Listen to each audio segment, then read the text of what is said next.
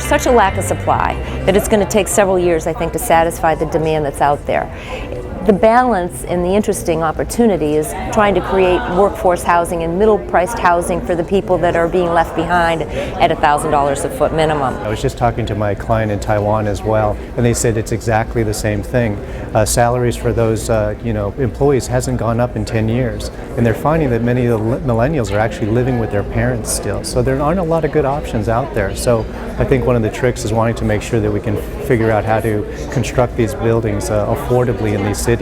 Despite the press, I think you see that we're actually undersupplied in housing in general. That's across all classes of housing, high end, middle, and low. And the demographic hand we've been dealt is the best it has been in about 10 years. Boston looks great from all over the world, right? So that's one of the reasons why we're here. The crystal ball is always a tough one, but what the fundamentals say today is that we've been on a pretty good run and it doesn't really threaten to slow down.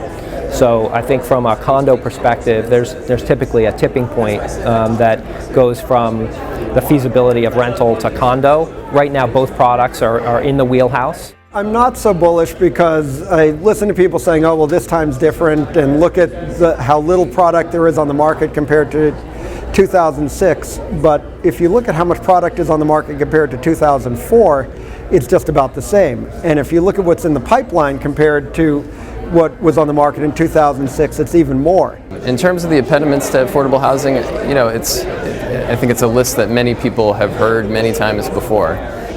Costs are always, number one on the list, and that's all the way from land costs to union costs, and then you have resources at the federal level that are coming down and down and down. So the state and the city and local municipalities are having to pick up more of the tab.